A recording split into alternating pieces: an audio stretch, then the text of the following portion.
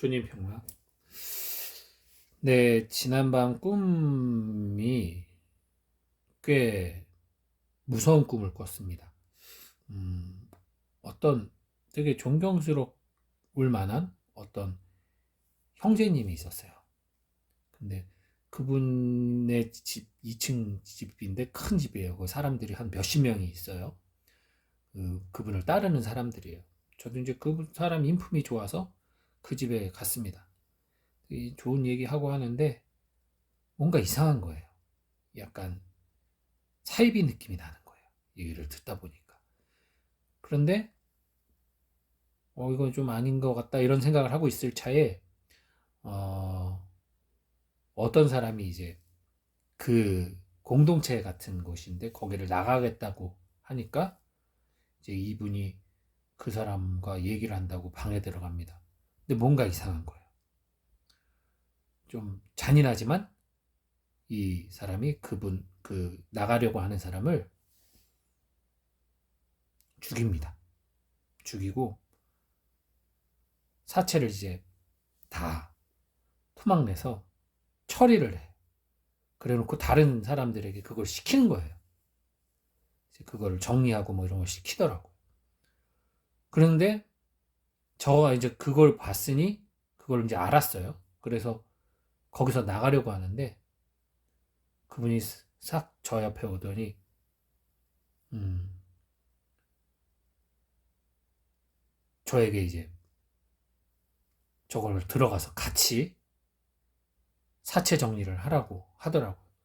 제가 머뭇거리고 망설였어요. 그런데 상당히 무서운 눈빛으로 그리고 사람들이 저를 감시하는 그 느낌. 그래서 제가 못하겠다고 그랬습니다. 근데 그러냐고 그럼 뭐 존중한다고 하면서 제 옆에 감시가 붙은 상태로 한쪽 저기 거실 한쪽 구석에 있게 하더라고요. 나갈 방도가 없는 거예요. 그리고 사람들을 모아서 이제 얘기를 뭐 이렇게 하는데 막 사랑을 얘기하고 막 평화를 얘기하고 하더라고요. 근데 사람들이 다 웃고 있지만 느낌이 벌써 이 사람들도 무서워서 못 나가는구나. 사실 저도 이것은 잘못됐습니다라고 말을 하고 싶었는데 무서운 거예요. 어떻게 죽었는지를 봤으니까. 그리고 밖에 지금 이 상황에서 내가 밖에 나갔다 오겠습니다 하고 도망칠 수 있는 것도 아니고 매우 두려워하면서 후회를 하다가 깼어요. 그러면서 깨자마자 느낀 게 어쨌든 제가 처음에 그 사람을 좋게 받아본 것은 그 사람의 인품, 성격, 그냥 그 사람이 되게 다정하고 약간 한 60대 된 형제님이셨는데 좋아 보이고 또 사람들이 또 다 따르는 모습 막 이렇게 열정적으로 따르는 모습에 나도 좋아 보여서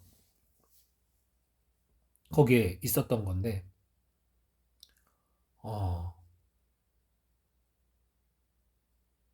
소름이 돋았던 건 사이비 종교를 믿는 사람들이 왜 거기서 빠져나올 수 없는지를 꿈이었지만 너무 생생하게 느꼈습니다. 제가 지금 사실 꿈을 꾸고 바로 기록을 했으면 좋았을 텐데 디테일한 부분은 지금 까먹었어요. 까먹었는데 제가 그렇게까지 거기에서 벗어날 수 없게 된 데는 몇 가지 또 그 안에서의 이벤트들이 있었습니다. 그래서 도저히 벗어날 수가 없는 상황. 내 목숨만의 문제가 아니었던 상황이었던 것 같아요. 그래서 어, 정말 무서웠고 막 소름이 돋아서 깼어요. 아, 이게 뭐, 그거 이따가 아니면 나가면 되지.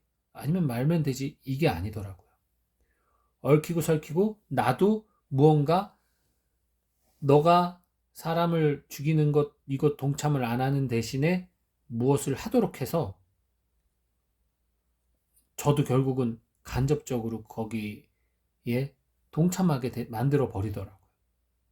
그러니까 사이비 종교라는 건 되게 무서운 거예요. 그리고 우리가 훌륭한 줄 알고 괜찮은 줄 알고 좋은 신앙인인 줄 알고 따라갔다가 뭔가 아닌 것 같은데 하면서도 벗어나지 못하는 경우 있어요. 실제로 그런 경험을 하신 분들이 꽤 있습니다. 그걸로 저랑 면담을 한 분도 계세요.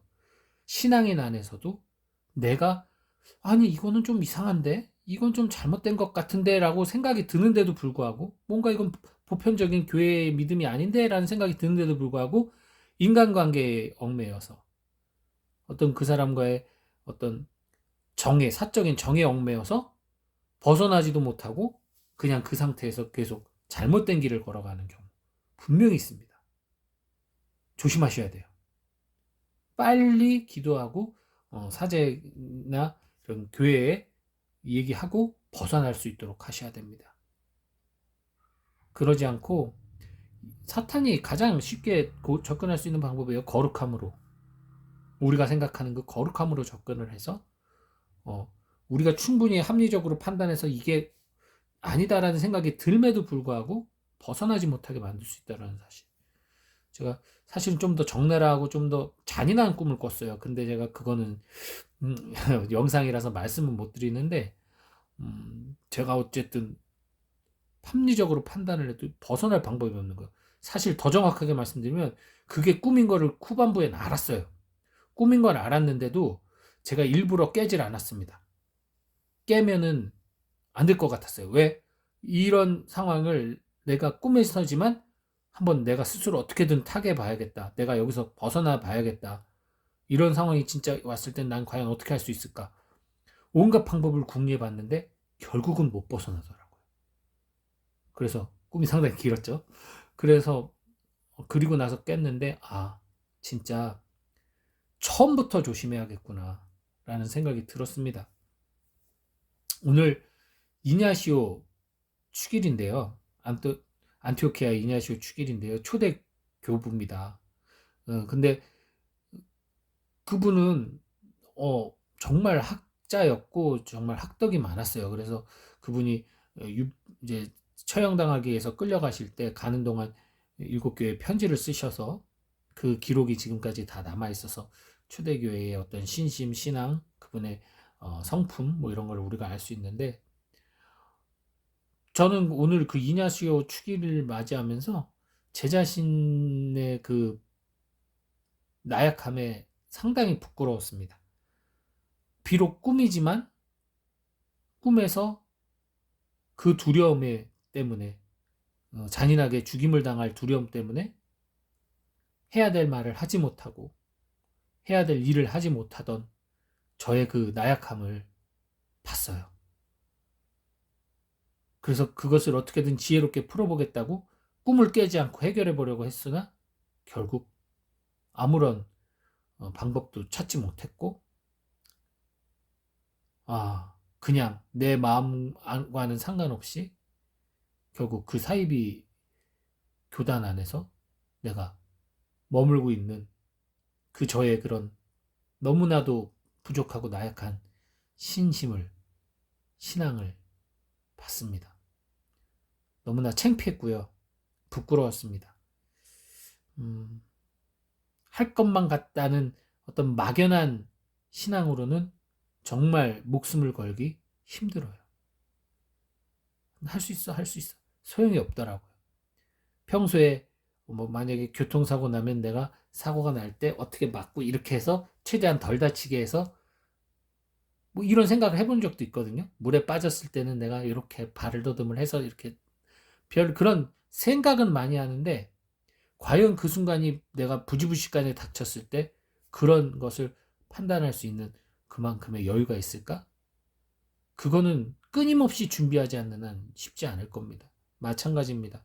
제가 막연하게 나 주님을 위해 목숨 바칠 수도 있고 확신까지는 안 되지만 그래도 내가 주님 내 신앙 평생 한 신앙 내가 그래도 주님을 저버리진 않을 거야. 나약해질 수는 있지만 그래도 주님을 저버리진 않을 거야.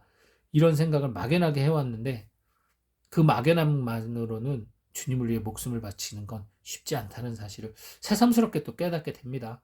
그래서 우리 정말 평상시에 나의 신앙을 더욱더 구체화시켜서 강화시키고 더 절실한 믿음으로 주님께 나아가야 되지 않을까라는 라는 생각을 해보면서 저의 나약함을 또 여러분 앞에 말씀드리고 오늘 하루 또 통찰해보는 시간 갖도록 하겠습니다.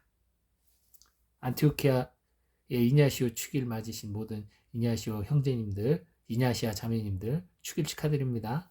주님 평화.